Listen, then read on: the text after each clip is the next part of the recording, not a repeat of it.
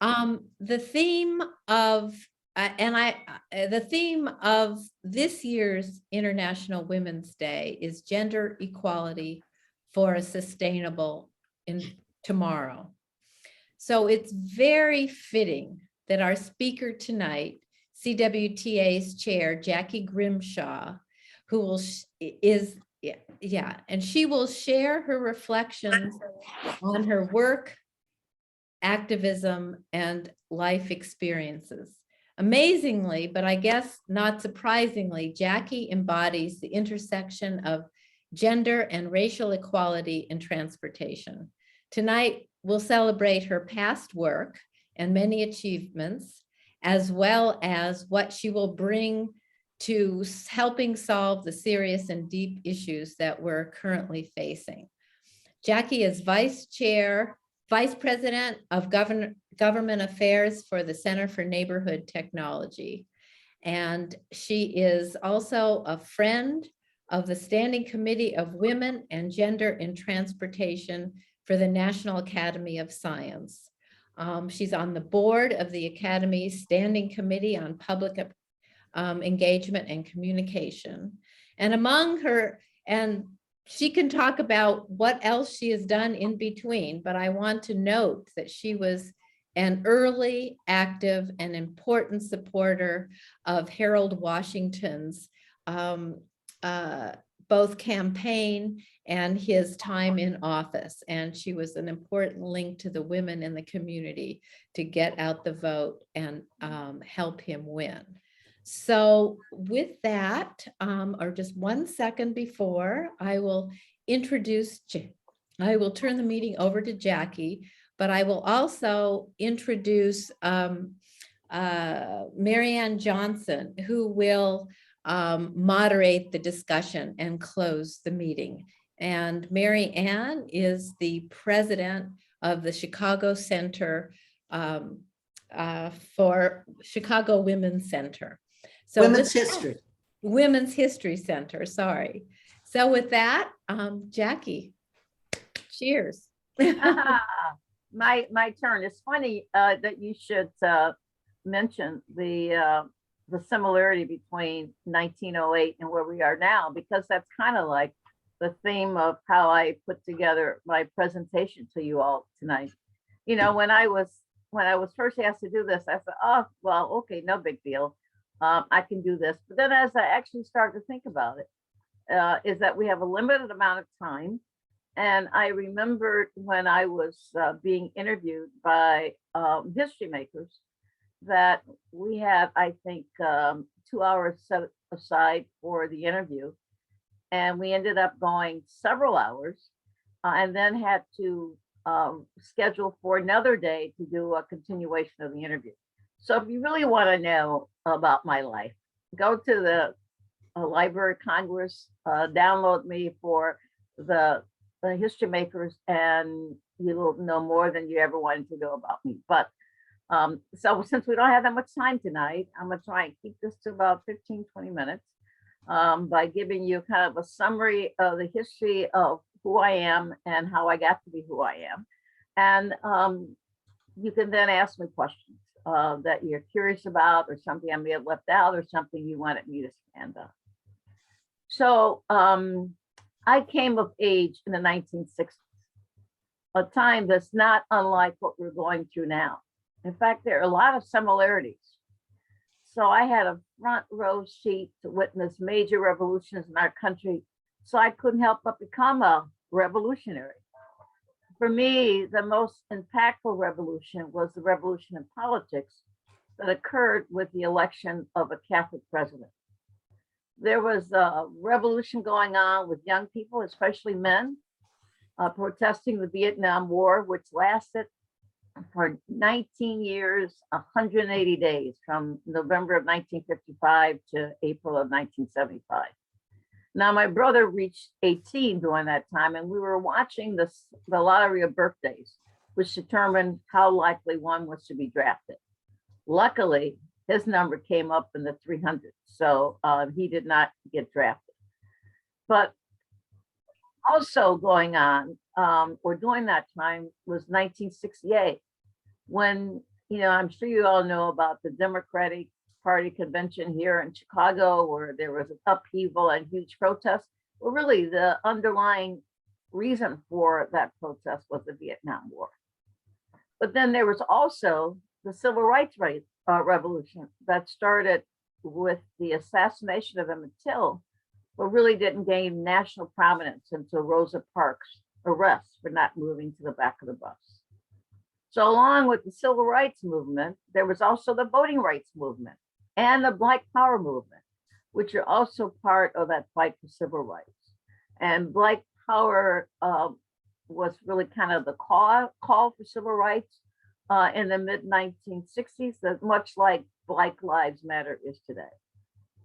Now, one of the things that was impactful for me was, one, listening to Fannie Lou Hamer when she went to the Democratic National Convention in 1964, when she argued for the recognition of her group as the official Mississippi delegation. And she made a powerful testimony to the Credentials Committee of the DNC, and they changed the rules. Now, Mayor Richard J. Daley, who was head of the political machine here in Chicago, ignored those rule changes and thought that he could operate because he was the boss in a business as usual way. But Alderman Bill Singer, Reverend Jesse Jackson, and Attorney John Smith organized a process in accordance with the DNC rules. And an alternative slate of convention delegates was selected. And so I got to be one of those delegates. And being selected to go to Miami, which is where the convention was one thing, but you had to have the majority of the delegates at the convention to vote to accept you versus the Daley slate, which was not elected according to the rules. So we had an organizing effort that we had to do at the convention, but we were successful. We won. We got seated, and Daley and his delegates have to go home. So that was really talking about a significant victory for a political revolutionary like myself. The 60s, unfortunately, was also the decade of assassination. We saw the assassination of President Kennedy, Malcolm X, Dr. Martin Luther King, and Senator Robert F. Kennedy. Here in the 21st century, we're witnessing kind of a continuation of those assassinations with Trayvon Martin and George Floyd and Breonna Taylor and Ahmaud Arbery and so many more. And sometimes I feel like my activism is a response to the trauma I experienced from the assassinations of the 1960s. So, we saw in the aftermath of George Floyd's murder that there was a mass outpouring of grief and anger that led to riots across the country and the world, just like what occurred after the assassination of Dr. King. But I have to say that not all revolutions that were the backdrop of my life was as traumatic. The gay rights revolution, for example, got started with the Stonewall Rebellion in New York and led to recognition of LGBT plus civil rights, of groups having civil rights. The women's rights movement gained renewed momentum with the passage of the Equal Pay Act, which prohibited gender-based wage discrimination, signed by President Kennedy in 1963, and that sparked the fight for women's reproductive rights.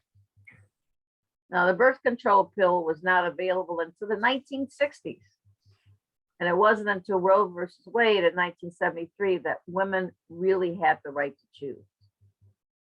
During that time, the National Organization for Women was created, and I got involved with a group here in Hyde Park, where we were advocating for women's rights. And the Call Jane movement got started right here at the University of Chicago to help women in need of abortion get access before Roe versus Wade. I also lived through the Soviet Union's Cold War and the threatened war war footing of the Soviet Union with the Cuban Missile Crisis. Today, we have the hot war going on in Ukraine while Putin is threatening nuclear war. Now, I became interested in politics because of the election of John Fitzgerald Kennedy. This election caused me to recognize that I had a third strike against me. I was an African American, I was a female, and I was a Catholic. Now, even though he was Catholic, he brought hope to Americans who had little. Not unlike the election of Joe Biden brought hope of a return to sanity after the 4 disastrous years of a would-be autocrat. Kennedy called his legislative plan for America the New Frontier. It ran into a recalcitrant Congress, just like Biden's Build Back Better plan. After Kennedy's unfortunate assassination, President Lyndon Johnson's Great Society plan included programs designed to address problems for Americans living in poverty and those suffering racial injustice. Medicare and Medicaid were 2 of the Great Society programs to bring health care to those lacking guaranteed health access. The Obama-Biden administration expanded health care to those in need with the passage of the Affordable Care Act. President Johnson's Model City program offered federal subsidies for urban redevelopment and community projects. It started my interest in public policy and is a continuation of what I've been doing at CNT. Later in my professional career, I was responsible for another Great Society program, Head Start, overseeing programs in Indiana and Illinois. But let me back up and start at the beginning of my activist career. It was at TWO, the Woodlawn Organization. Thanks to the curiosity of my 3-year-old daughter, I became an organizer with TWO. Being an organizer led me to becoming a political activist. An important feature of the Great Society's Model Cities program was the requirement that community members guide its implementation. Richard Daley, who became my #1 political nemesis, would not agree to federal money coming into the city that he did not control. A compromise was reached between his office and the federal government. Half of the Model Cities Council would be appointed by the mayor and the other half elected from the community. Chicago was the only city in the country that had such an arrangement. Daley thought that he would be able to control the council. After all, he had this daunted political machine. He learned a lesson because TWO created a slate of 20 candidates, the People's 20, for the half of the council that was to be elected. And we beat his candidate. I was one of those candidates, resulting in my one and only candidacy and successful election.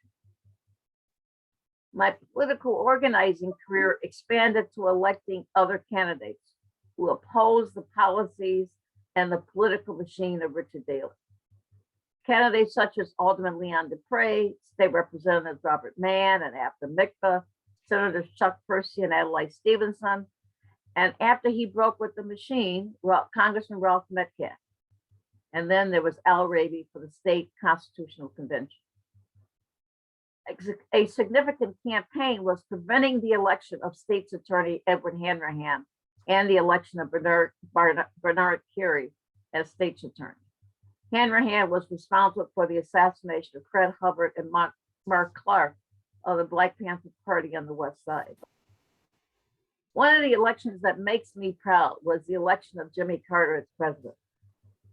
Now, Al Raby was the organizer and convener of the Coordinating Council of Community Organizations, which is called CCCO. In that role, he was instrumental in getting Dr. Martin Luther King to come to Chicago and programming a lot of King's activities here. He was also a co-executive director of the Hyde Park Community Conference. And he would become the campaign manager for Harold Washington Victory for mayor in 1983.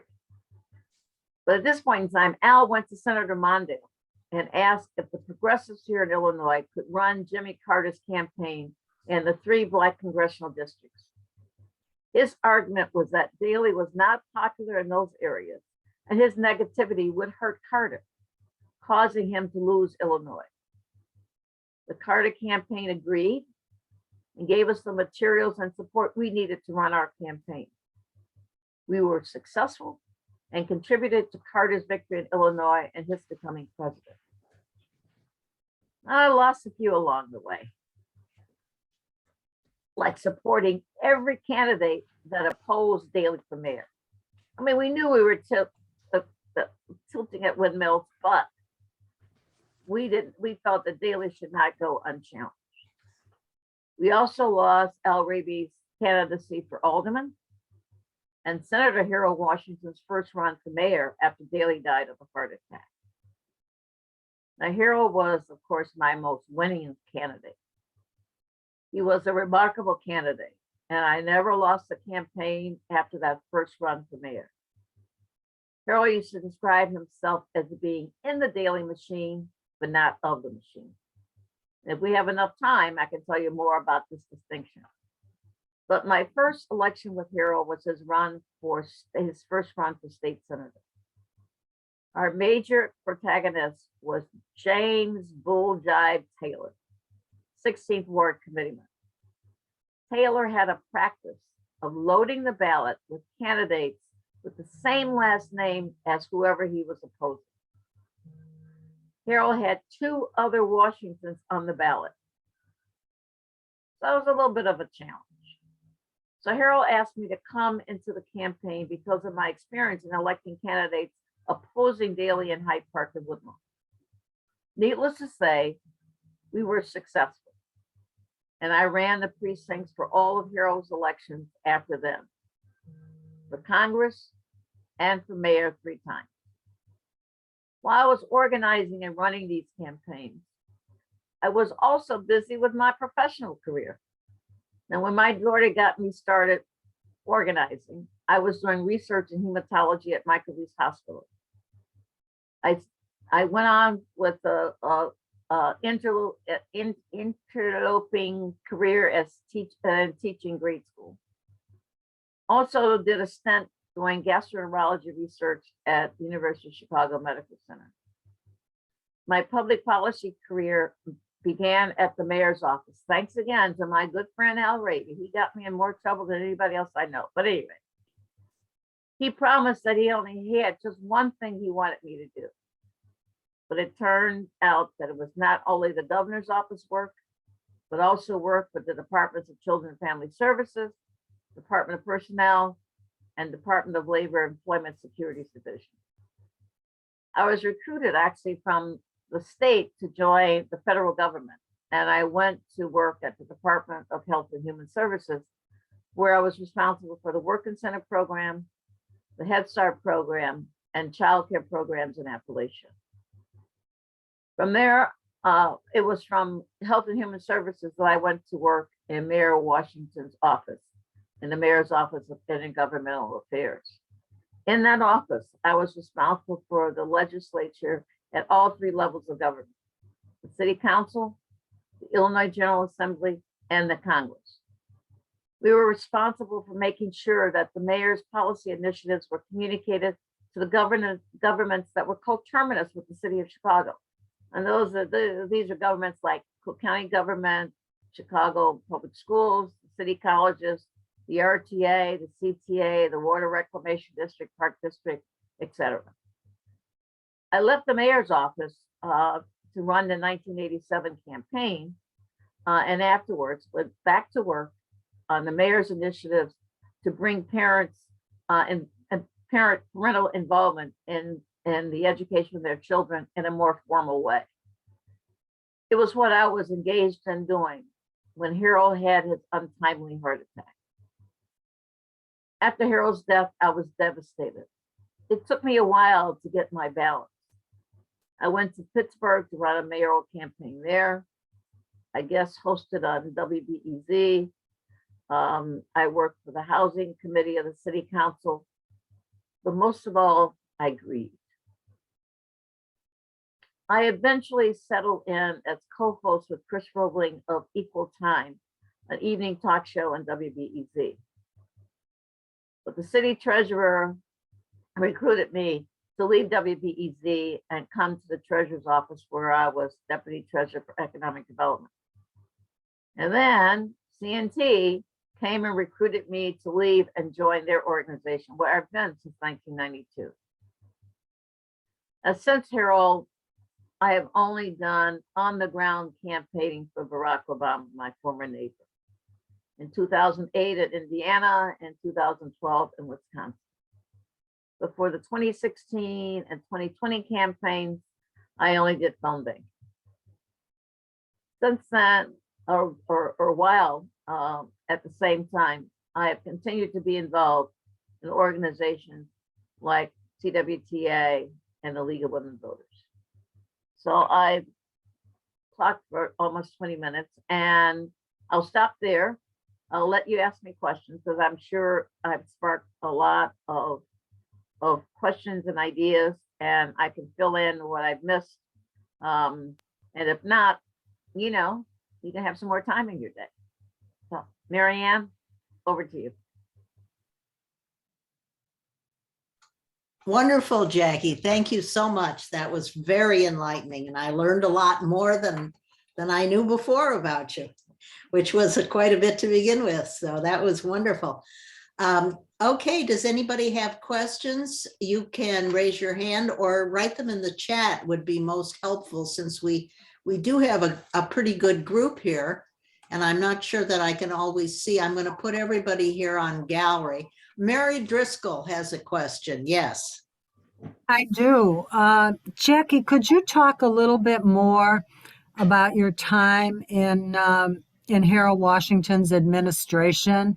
Some of the things that you learned, you know, being in that administration and working with all the people that Harold had around him, etc. Well, Mary, that is a big open question. I could talk probably 20, Take it away. 20 minutes on that.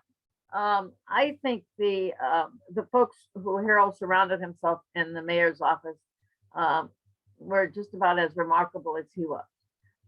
You know, one of the things I really enjoyed being a female, as I say, you know, I have all these traumas from different aspects of my life, but Harold really elevated women, and I think that the recognition of the importance of women and what women can contribute to the body politic and to policies was something that I really appreciated. And I mean, he did things like create for the first time the Women's Commission. He appointed women, probably more women, not probably, definitely more women that had ever been appointed as heads of departments in city governments or deputies in those departments, and in some non-traditional departments like sewer. So we had the first female commissioner of sewers in city government. So I mean, I think that was important. The other thing is on the focus on civil human rights, that you know, he recognized that there were a lot of communities in Chicago that had been left out. So, you know, having a focus on, you know, the Latino community, having a focus on the Asian community, having a focus on LGBTQ community. I mean, the communities that were not part of what was considered, you know, the political and policy life of the city. The Herald elevated, you know, those groups and made sure that, you know, one, they were heard, their needs were being addressed, and that they were listened to. The other thing I think is that he did a total reform in the way government worked. You know, one of the things that, you know, I don't know if everybody remembers this, when we went into the mayor's office, Jane Byrne had left us with a huge deficit.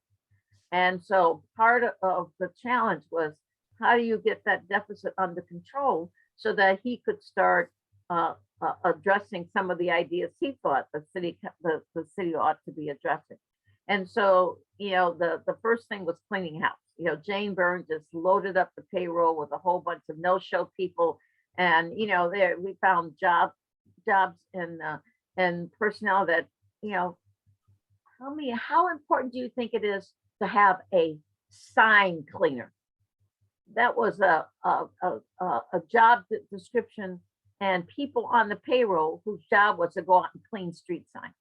You know, so the city was just replete with this kind of patronage, you know, BS, I guess is the best thing to do it. So cleaning up all of that as a way of one, you know, dealing with the deficit, but also as a way of providing the kinds of jobs that really were needed to address the needs of the city.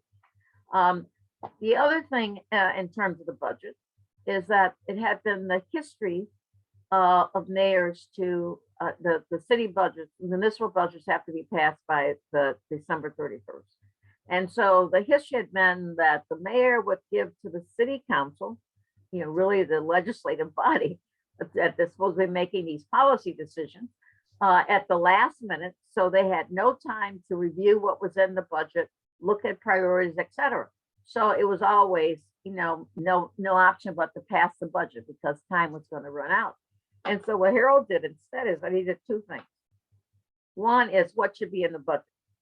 You know, the budget is really a policy document. So, you know, he started this thing of making us go as administrators in the city along with himself out to the community to see exactly what the priorities for the community were highlighted that we need to address. And it was after those meetings that we would come back and go through the process of drafting the budget. But not only did he do that to get real citizen input in the budget, but then he gave it to the city council with 2 months to spare so that the city council had a chance to have hearings, to go through the budget, to ask questions, etc. on the mayor's priority and, you know, that whole negotiation that should take place between a chief executive and the legislative body could go on. So that we had a budget that was open, that transparent, that folks knew what was in it and people could ask questions, including the media. So, you know, like those kinds of revolutionary for the city of Chicago, not probably for a lot of cities, but for the city of Chicago were really new and different and never been done before. So I can go on there. You want me to go on to something else or is that enough? That there's other questions in the chat that, you know, will lead you moving forward in the same direction. So I don't know, Okay. Marianne, there's Yeah. stuff in the chat. Okay, so Ellen Partridge asked, how did your interest turn to transportation?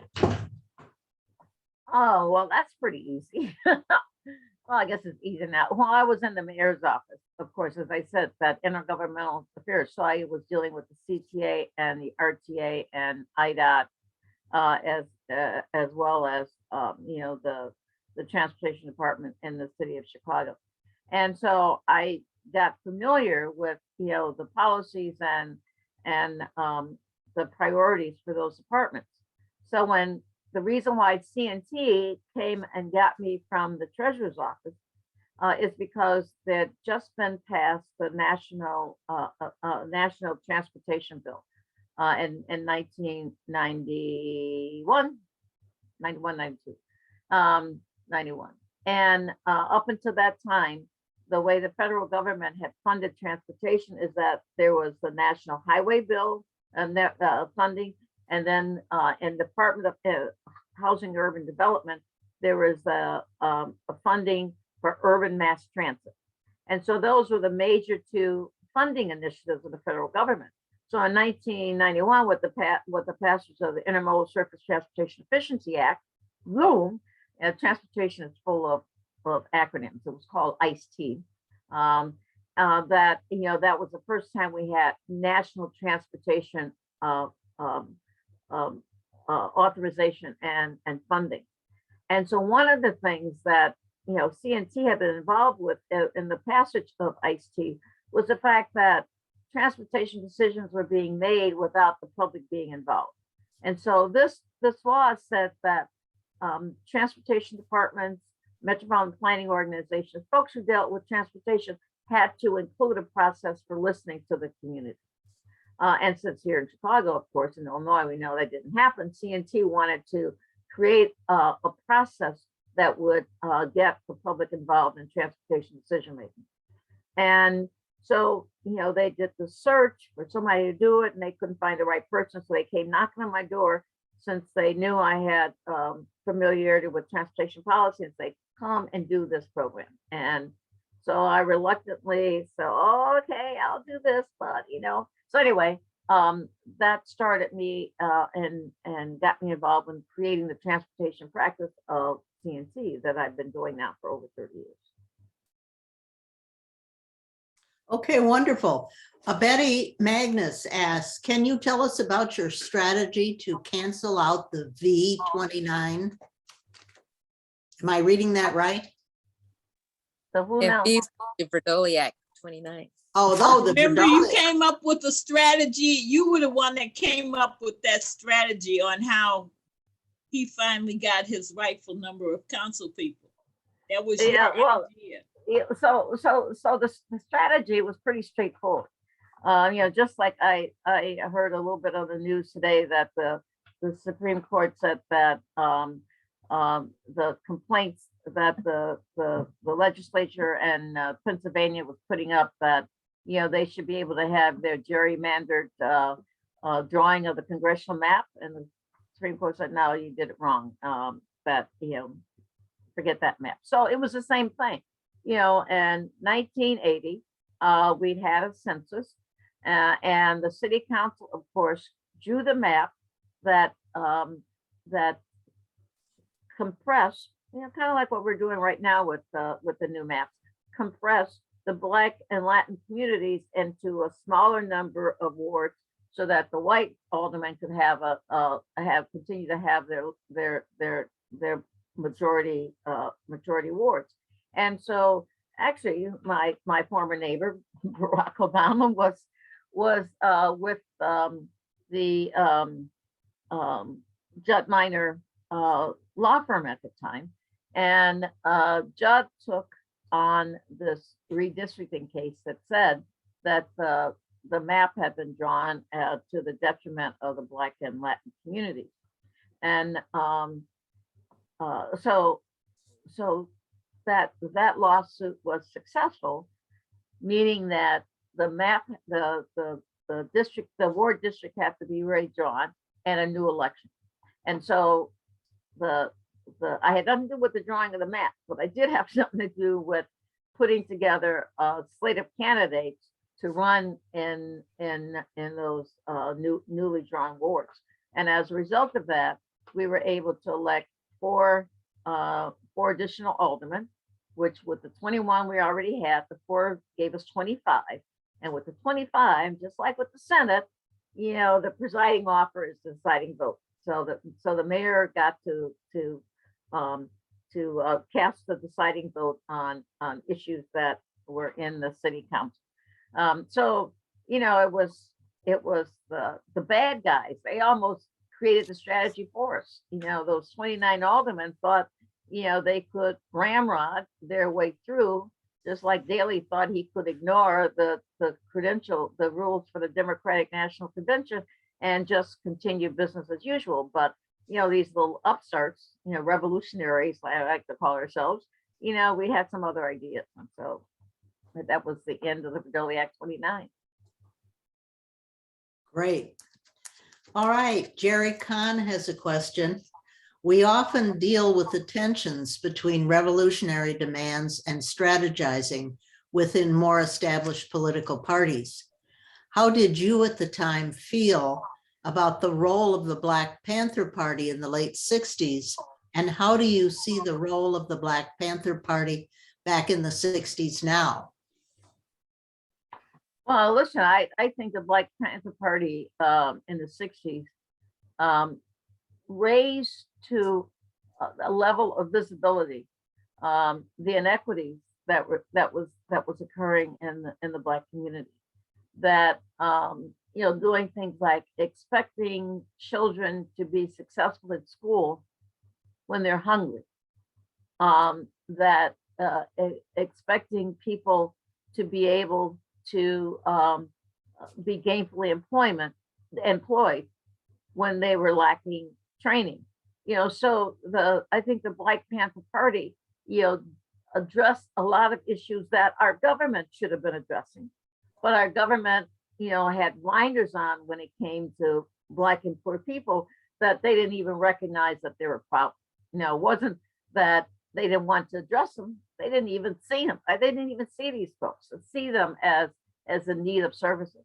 And so what the Black Panther Party did was to elevate that to the point that at least, they should have felt embarrassed. I don't know if they did, but they ought to have felt embarrassed that, you had volunteers doing what should have been the role of government. Now, the Panthers, have this negative attitude because of, the militancy, right? That's, just like, with right now, somebody was asking me today, somebody from out of town that said her mother was convinced that she came to Chicago that she'd be dead the next day because of all of the media thing, that Chicago is this violent place and you're liable to get killed walking down the street. Well, it was the same thing with the Panthers, that the media and the focus of the Panthers was on, the militancy side and the gun toting side and things like that, rather than on the positive work that they were doing in the community. So I think they were good for the community. Obviously, I'm not a violent person, so to the extent that there was an emphasis on, and actually the emphasis was really on defense. It was not an offensive militancy as it came to the guns and the rest of that. It was like, we're going to defend our company, our community, and come in at your own risk. But it was a defensive posture than an offensive one. Does that answer your question? Yes, that's a good answer to it. I think also embedded in the question is, has your attitude about the Black Panthers changed from when you encountered them in the 60s and now looking back through all of the decades of history? Do you have a different attitude about them or understanding of, or did you have the same? The benefit of hindsight is clarity. And I would say that no, I mean, I still think they were a benefit to the communities, that they helped a lot of particularly children that needed the help at the time. So no, I still have a positive place in my heart for the Panthers. I'm sorry we needed to have a Black Panther Party, but those are the conditions, and so you deal with the conditions as you find them. Right. Okay. Judith Causey has a question. What is the same and different in progressive activism in the 60s and the 70s and today? What can we learn for our work today? Oh man, so that's another big Okay. open question that can go on for a while. So what really, talking about hindsight, as I was thinking about this and putting this together, is that I would say the more things change, the more they stay the same. The fact that right now, we need a Black Lives Matter movement, like we needed the Black Power movement of the 60s. The fact that we still think that we can solve problems or even make up problems by going to war. The thought that we are still fighting for women's reproductive rights. That we're going backwards in a way. So I guess the my lesson or my coming up with a response to that is that we can't lay down. We can't quit fighting. We can't, stop the vigilance. That the movements that I thought we were going through in the 60s that would make the world better is that I'm finding that I'm facing those same conditions again, maybe at a different level of intensity, maybe with different policies to fight. But the thing is that the fight goes on, and which makes me sad in a way, because my thought from doing all this work and being involved with places like CWTA, that I would be able to hang up my spurs and put my feet up and retire. And it seems like there ain't any retirement and focus, because of these issues are still there. That we're still having to deal with them in some way or another. So I wish I could say we fought this battle, we won, let's move on.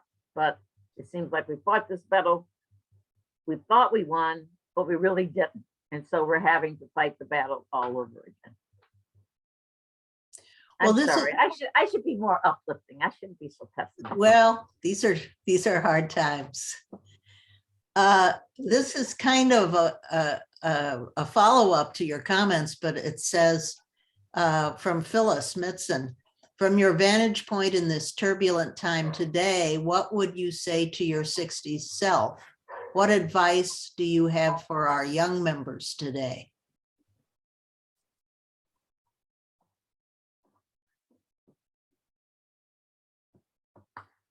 Wow, my 60s self.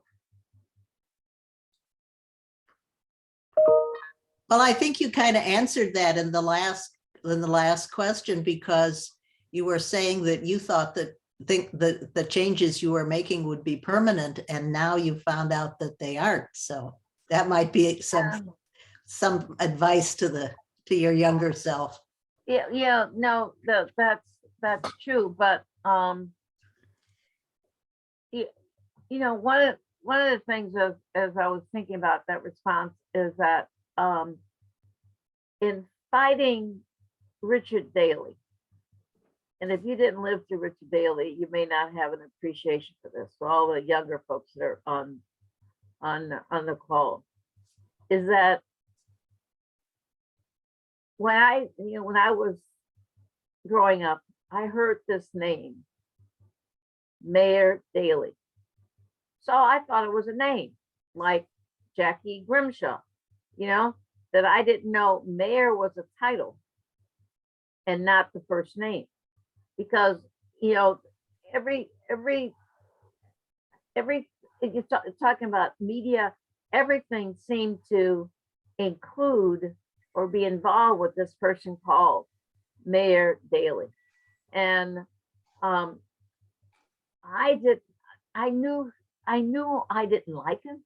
I knew that I thought he was bad for the community I was growing up in, that I had grown up in, that, all of that was, to me in some ways evident. What I didn't know at the time, which I wish I had known, was the degree to which he had institutionalized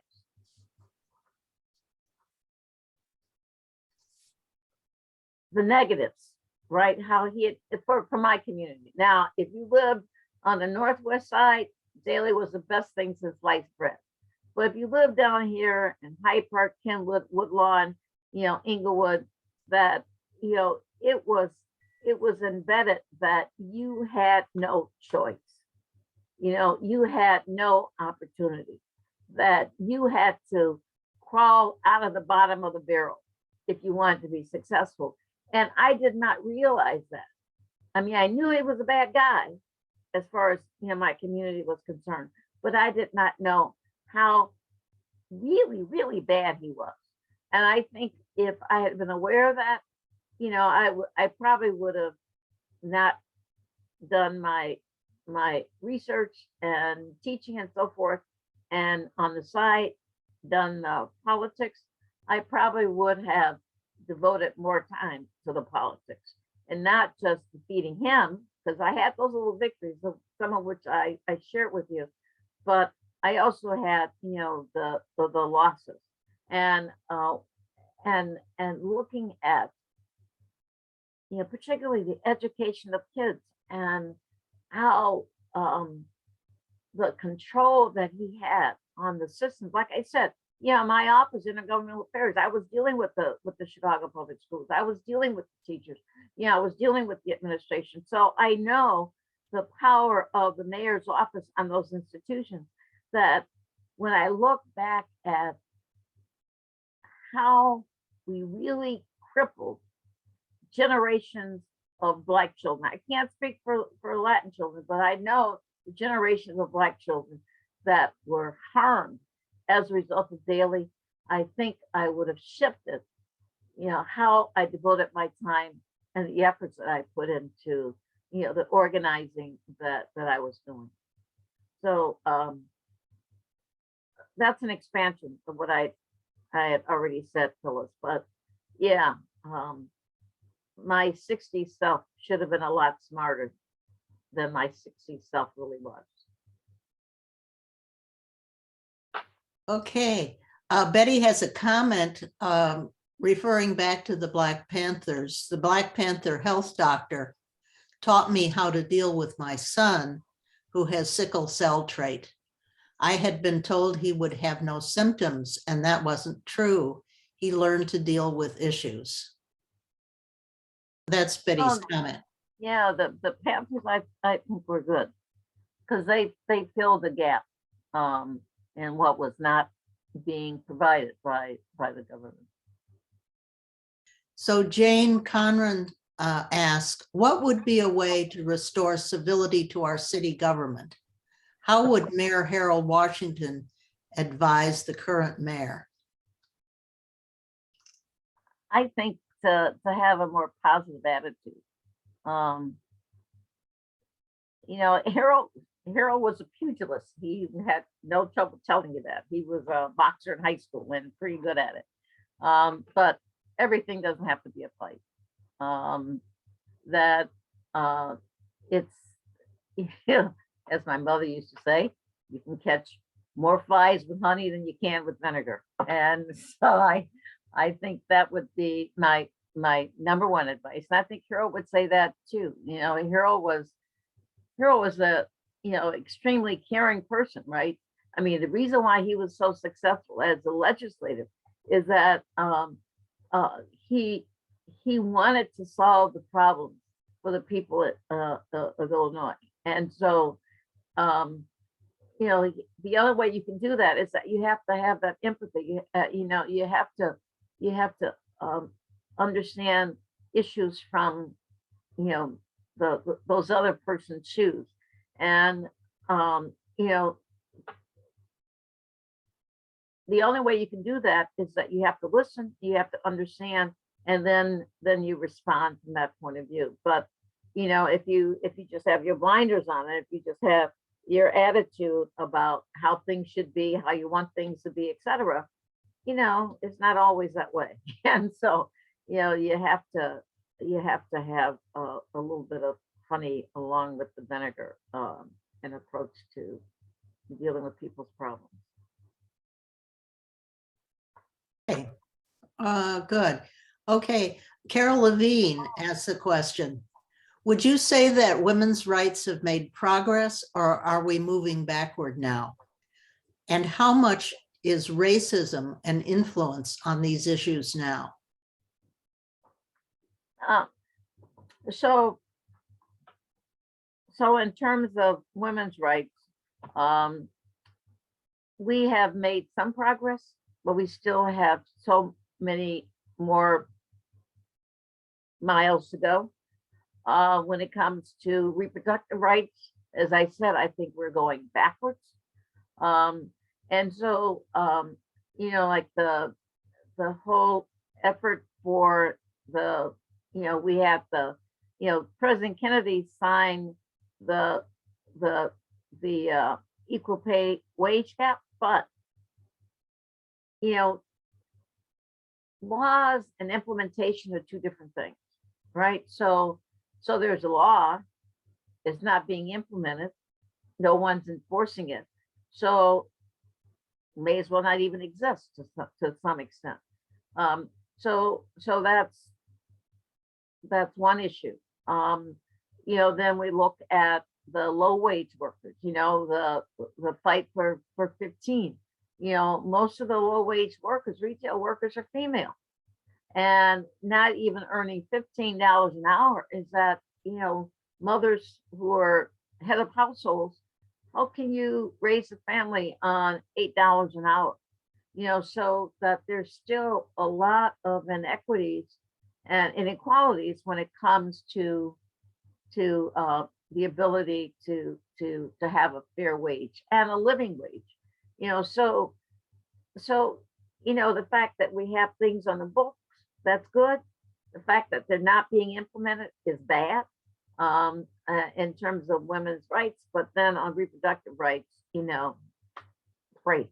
Because these idiots and these legislatures and the 6 on the Supreme Court are saying you don't count, right? You have no control over your own body. That males who claim all of this rhetoric of family values and all the rest of that crap don't believe it, right? That they're just mouthing off things. And so we have to continue to fight. That's what I said.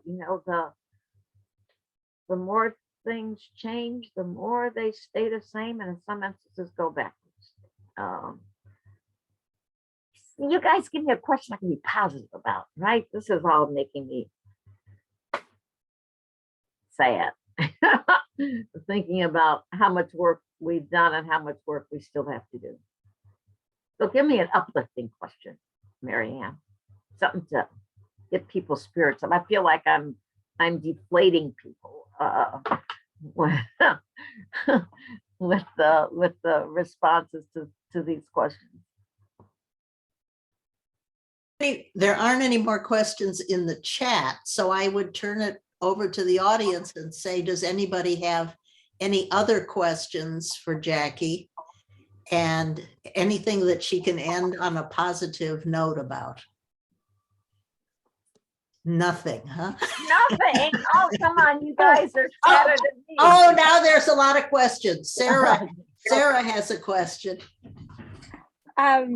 Jacky, thanks for your talk. I'm curious what your vision is with the Environmental Justice Committee, and like how you think we can involve young people, because I know my kids, like, this is a real worry for them, like they are always concerned about global warming. They are aware of plastic use. They are, aware of, how much gasoline we're using, how much food we're wasting. And so just like, I'm just curious, I just would love to hear you talk about that new committee that started and where you see it going.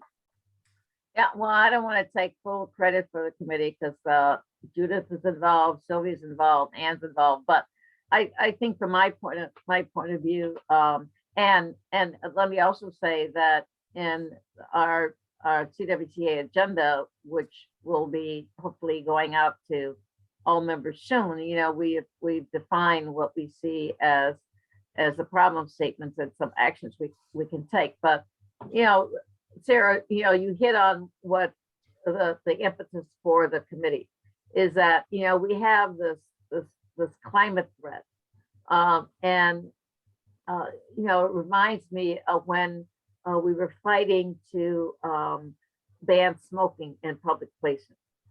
It wasn't until young people started recognizing that cancer, secondhand cancer from cigarettes was a big problem. And so, the young people were part of the impetus to get the legislatures to start dealing with banning smoking.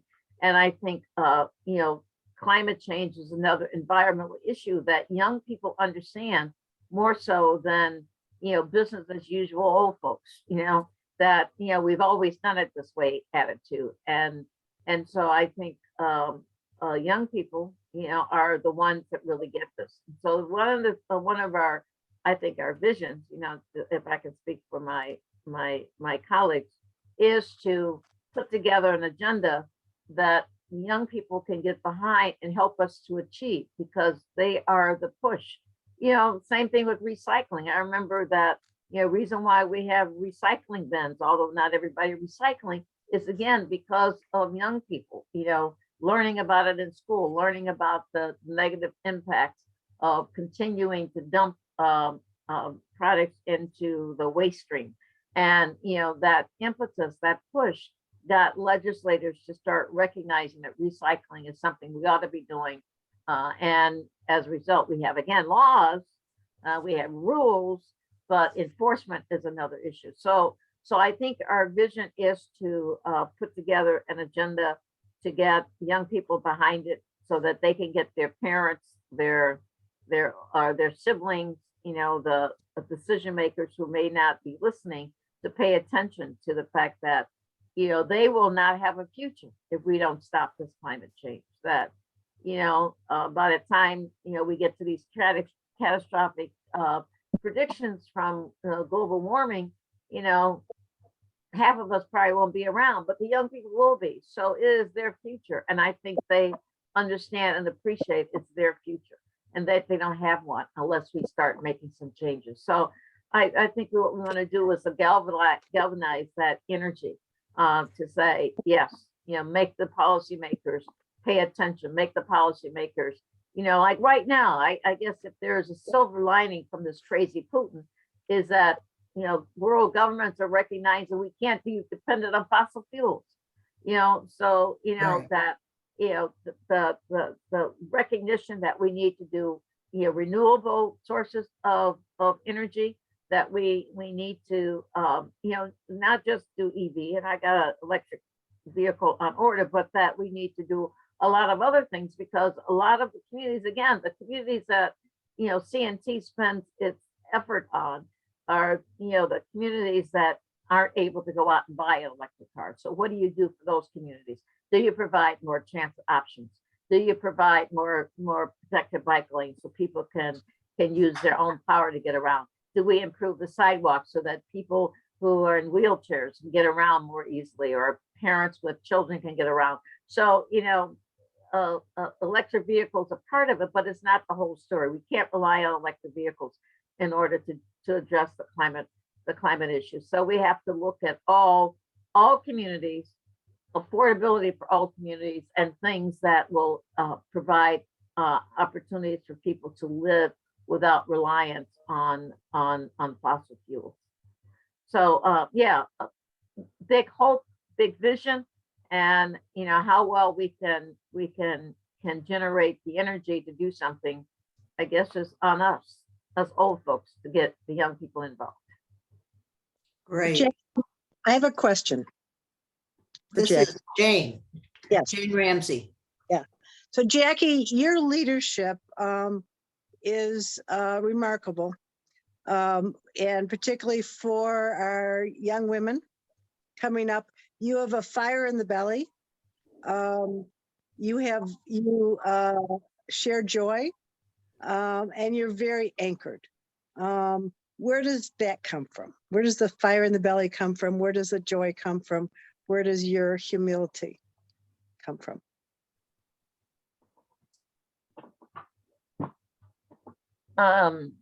Jane, I like to say that this year, starting in the fall of 21, going into the summer of 22, has been kind of an amazing year for me. And that, we kind of came out of the COVID under the tent, and I went with my son and family to Hawaii at the end of the summer. And while I was there with my feet up in Maui, I got a call from the executive director of the Transportation Research Board, who said that I had been selected as the Sharon Banks humanitarian awardee for the year, right? And Sharon Banks is one of my heroines in the transportation community. So it was a big deal to have this national recognition from the Transportation Research Board. And then, I think a lot of people know I'm an avid sports fan, an avid Bears fan. I won't miss a game, no matter the temperature or the weather condition. And so the Bears called me and said they wanted to recognize me for 40 years of their ticket ownership by doing this recognition on the scoreboard at Soldier Field. And so that was like a really high, right? And then I got a call and a letter from Marquette, where I went to school. And they told me that they wanted to recognize me as the alumna of the year. And so that was pretty damn cool. But as part of that, they asked me to do these reflections.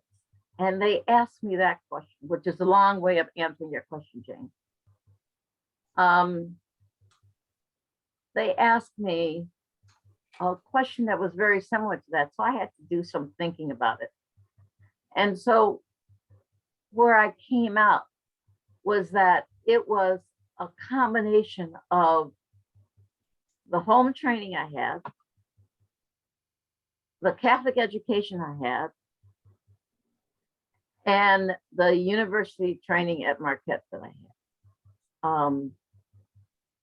And those things together, I think, made me who I am, gave me that outlook that the glass is half full, that also, as I said in my remarks, that I had these 3 strikes that I didn't realize until I got older, that a female is pretty damn pretty damn down in the course of male history, that African American, which definitely, if we know anything about the history of the country, that is a downer. And then as a Catholic, I learned, I don't know, a lot of people talk in history, I learned about Al Smith when I was in school. Maybe not a lot of people did, so I was aware. And then the fight for John Fitzgerald Kennedy, that actually I was a preteen and heard the Happy Days Are Here Again on the radio at my grandparents' house, and didn't know what it was, and they told me what it was. And this whole discussion of vice presidential candidates at the time, Douglas Kefauver or Kennedy, and Kennedy, of course, was put down. He's a Catholic; he'll never do it. So so in 1960, when he got elected, was really a big deal. And so like having to overcome in so many different ways is that you can't, at least from my mind, you can't let the bastards keep you down, right? You got to fight against them. You think that I'm a female, so males, you think you're better than me, to hell with you. I'm an African American, you think, because you're white, that you're better than me, to hell with you. And so it was like this attitude that, and my mother particularly, is that there's nobody better than you. There's nobody smarter than you.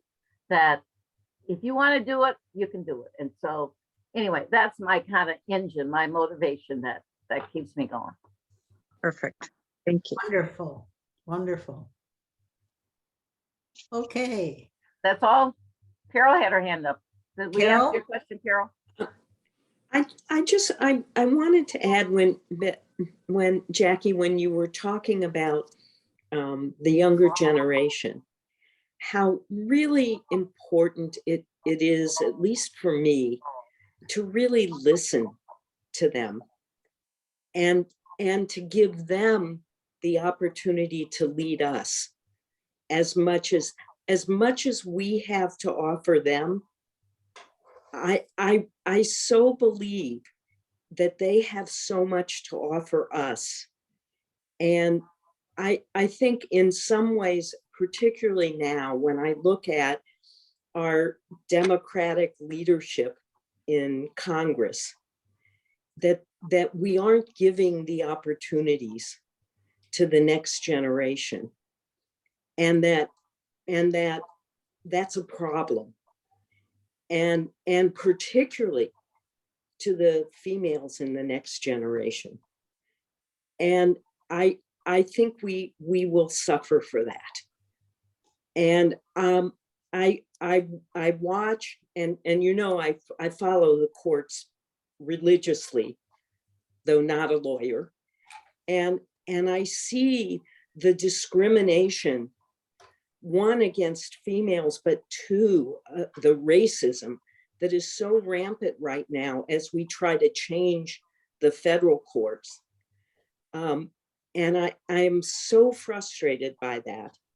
And it's so old school.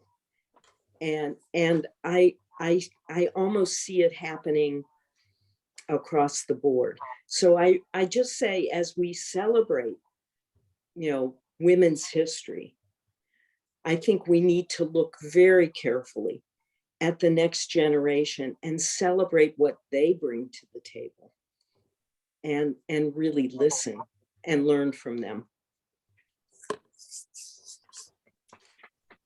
I absolutely agree. I believe in the young folks, you know. I think they come here smarter than we ever were, you know, that they understand, I think at a gut level, things that, you know, we're understanding at an intellectual level. You know, our children are our future. I believe that. And I'm listening all the time. I just wish more of them would talk to me. Yeah, I just did a thing on Friday, actually. Jane, you like this at the Harris School. I told them that, you know, before COVID, I'd make at least one trip to the Harris School or SSA or something. But they did a mentorship program on Friday at Harris School at the U of C. And again, I got to meet some awesome young women who had lots of questions, and you know, they were asking me for advice, but I was learning as much from them as I was giving them. So yeah, I'm with you, Carol. Gotta listen to them. They know more than we do. Okay. Any last question for Jacky? I think that's probably a good place to end. Let's give Jacky a round of applause. The silent clapping. Thank you. Thank you so much, Jacky. That was great. Yeah, I'm glad I was able to do it. And hopefully, you know, some of the younger folks on here may have learned a thing or two. And you learned something, Sarah? Sarah said, okay. All right. Sarah's Sarah, You were absolutely awesome.